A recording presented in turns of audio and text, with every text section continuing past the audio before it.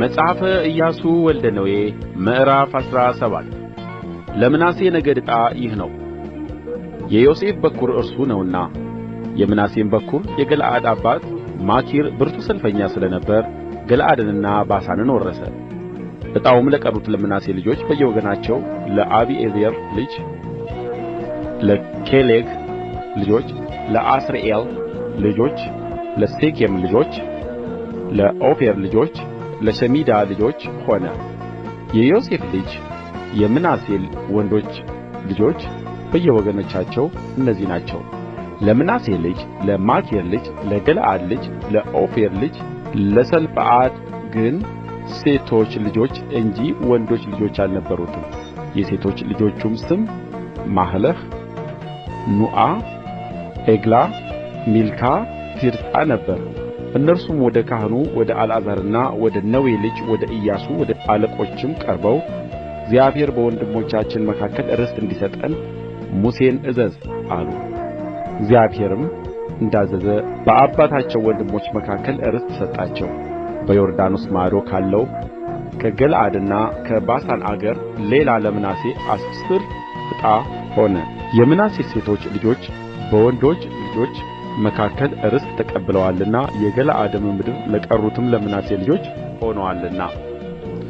የምናሴም ድንበር ከአሴር ጀምሮ በሴኬም ፊት ለፊት እስካለው እስከ ሚክምታት ድረስ ነበረ። ድንበሩም በቀኝ በኩል ወደ ዓይንታጱዋ ሰዎች አለፈ። የታጱዋ ምድር ለምናሴ ነበረ። በምናሴ ዳርቻ ያለውን ታጱዋ ግን ለኤፍሬም ልጆች ሆነ። ድንበሩም ወደ ቃና ወንዝ ከወንዙ በደቡብ ወገን ወረደ። በምናሴም ከተሞች መካከል የነበሩት እነዚህ ከተሞች ለኤፍሬም ሆኑ። የምናሴም ድንበር በወንዙ በኩል በሰሜን ወገን ነበረ። መውጫውም በባሕሩ አጠገብ ነበረ። በደቡብ በኩል ያለው ለኤፍሬም ነበረ፣ በሰሜንም በኩል ያለው ለምናሴ ነበረ። በድንበሩም ባሕሩ ነበረ። በሰሜንም በኩል ወደ አሴር በምሥራቅም በኩል ወደ ይሳኮር ደረሰ።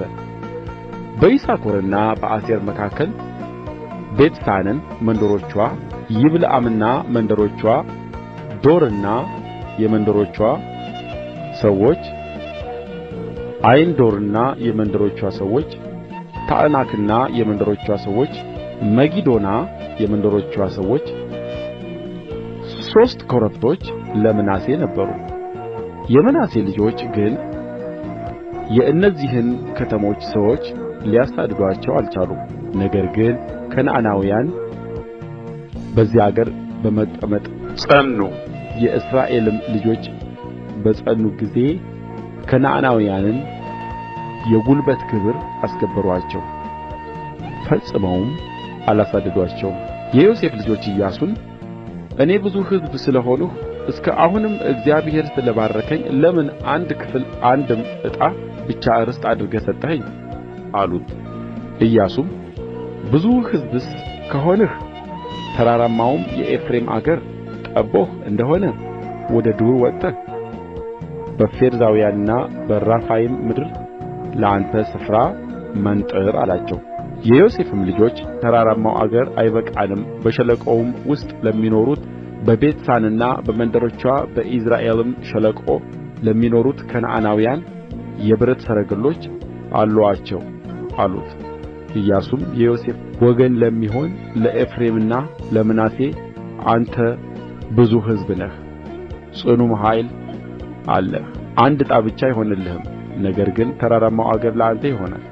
ዱር እንኳ ቢሆንም ትመነጥረዋለህ፣ ለአንተም ይሆናል። ለከነዓናውያንም የብረት ሰረገሎች ቢሆኑላቸው የበረቱም ቢሆኑ ታሳድዳቸዋለህ አላቸው።